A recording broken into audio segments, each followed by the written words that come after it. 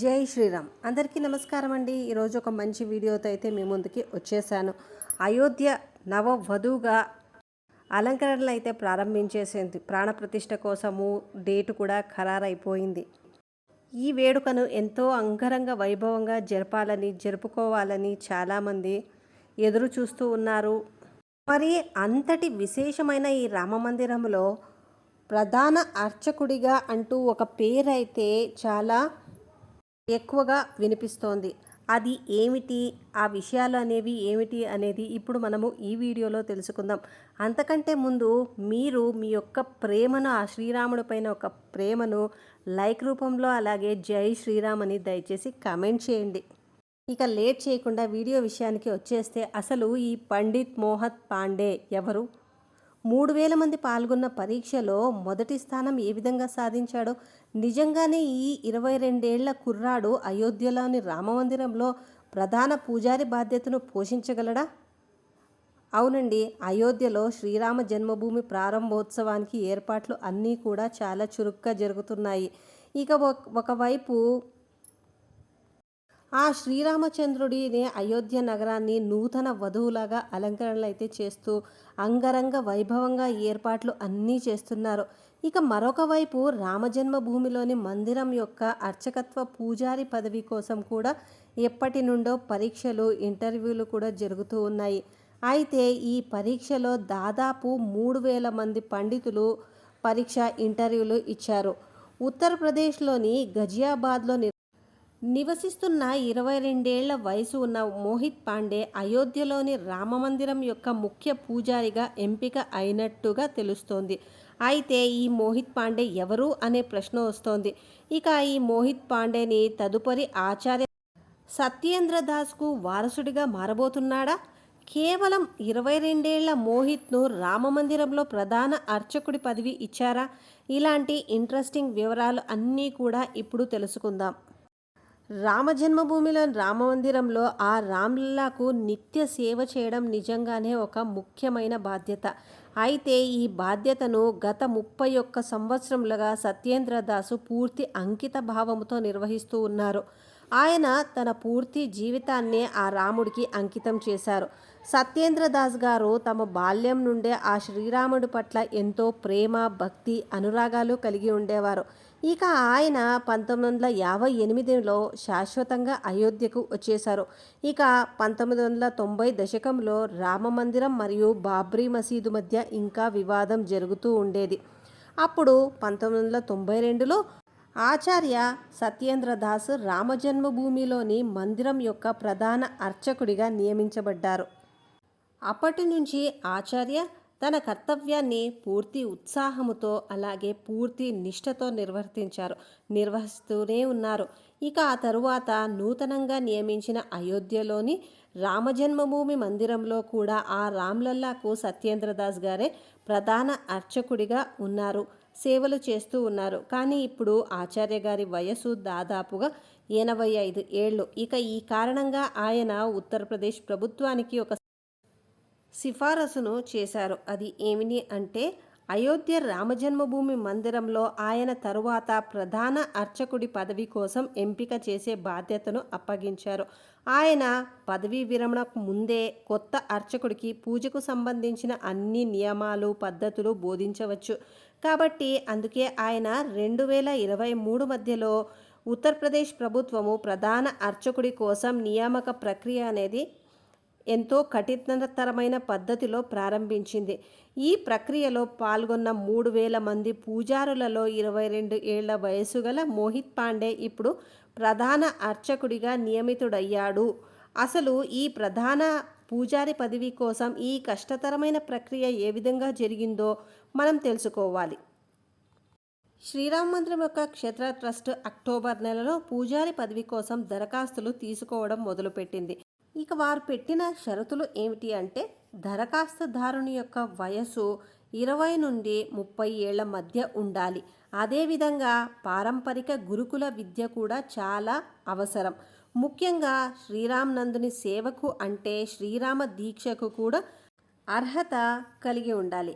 ఇక ఈ ప్రక్రియలో భాగంగా మన దేశం నుండి సుమారుగా 3,000 మంది దరఖాస్తు చేసుకున్నారు. ఇక వీరిలో అర్హతల ప్రకారం దాదాపు 200 మందిని ఇంటర్వ్యూకు సెలెక్ట్ చేయబడ్డారు. ఇక వారిలో మోహిత్ పాండే పేరు కూడా ఉంది. ఈ ఇంటర్వ్యూ పాస్ అవ్వడం కూడా చాలా కష్టతరమైనదే. ఎందుకంటే ఈ ప్యానెల్లో బృందావనంలోని ప్రఖ్యాత హిందూ ప్రవక్త జైకాంత్ మిశ్రా మరియు ఇక అయోధ్యలోని ప్రముఖులైన మహంత్ మిథిలేష్, నందిని శరణ్ మరియు సత్యనారాయణ దాస్ కూడా ఉన్నారు. వీరందరూ వేదాల నుండి ఆరాధన పద్ధతుల వరకు హిందూ మతానికి సంబంధించిన ప్రతి దానిపై కూడా పూర్తి జ్ఞానం కలిగి ఉన్నవారు. అందుకే వారు ఎంచుకున్న 200 మంది పూజారులకు కూడా ఆ తర్వాత జరగబోయే పరీక్షల కోసం వారు సన్నాహాలు చేసుకుంటూ అయోధ్యకు కూడా వచ్చారు. వారి ఇంటర్వ్యూ అయోధ్యలోని విశ్వ హిందూ పరిషత్ కార్యాలయంలో జరుగుతుంది. చాలా నెలల పాటు జరిగిన ఈ ఇంటర్వ్యూలో శ్రీరామ మందిరం యొక్క తీర్థ ట్రస్ట్ ప్యానెల్ ఈ అర్చకులను అసలు ఎటువంటి ప్రశ్నలు అడుగుతుంది కదా. అయితే ఈ ఇంటర్వ్యూలో వారు శ్రీరాముని యొక్క పూజకు సంబంధించిన పలు ప్రశ్నల గురించి అడుగుతారు.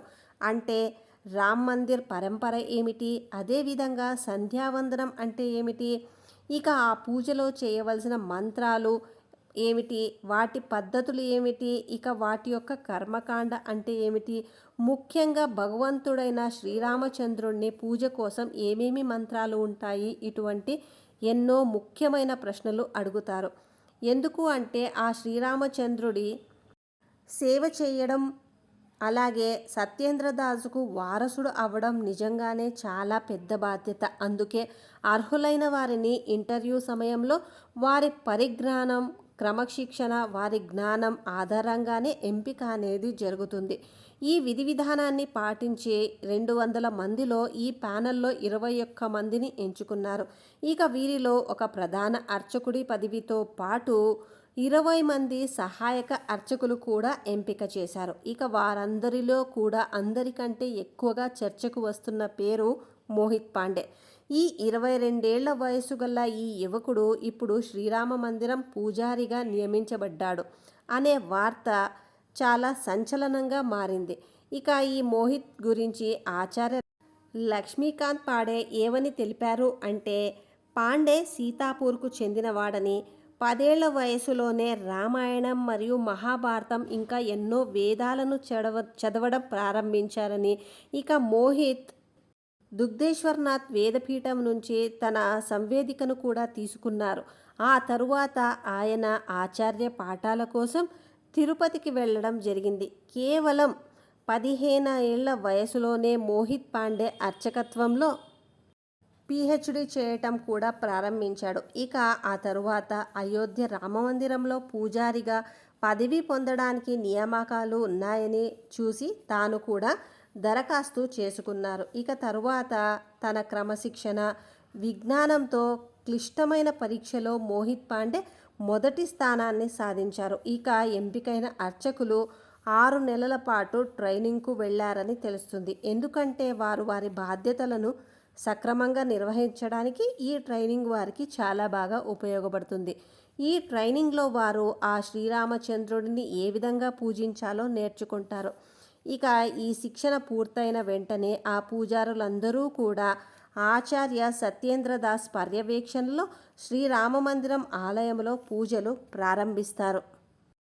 ఇక రామజన్మభూమి తీర్థక్షేత్ర ట్రస్ట్ సభ్యుడు అయిన కామేశ్వర్ చౌపాల్ ఒక ఇంటర్వ్యూలో ఏమని అన్నారంటే, ఇప్పటికీ కూడా ఆ రామచంద్రుడి రామమందిరం ప్రధాన అర్చకుడు సత్యేంద్రదాసేనని, 21 మందిని పూజారులను ఎంపిక చేశామని, వారు ట్రైనింగ్లో ఉన్నారని, కాకపోతే అందులో మోహిత్ పాండే కూడా ఉన్నారని, వారు వారి యొక్క ట్రైనింగ్ పూర్తి చేసుకున్న తర్వాత మాత్రమే ప్రధాన అర్చకుడు ఎవరనేది నియామకం జరుగుతుందని అయితే ఒక ఇంటర్వ్యూలో తెలియజేశారు.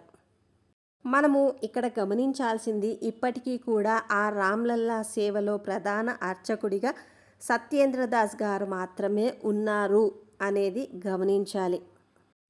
ఎంతమంది జనవరి 22 కోసం ఎదురు చూస్తున్నారనేది కింద కమెంట్ చేయండి. 500 ఏళ్ల తరువాత హిందువుల కళ నెరవేరబోతున్న ఈ శుభతరుణంలో ఇలాంటి ఒక మంచి విషయాన్ని మీతో పంచుకోవడం చాలా చాలా ఆనందంగా ఉంది. రేపు మరి ఒక మంచి వీడియోతో మీ ముందుంటాం. అంతవరకు జై శ్రీరామ్.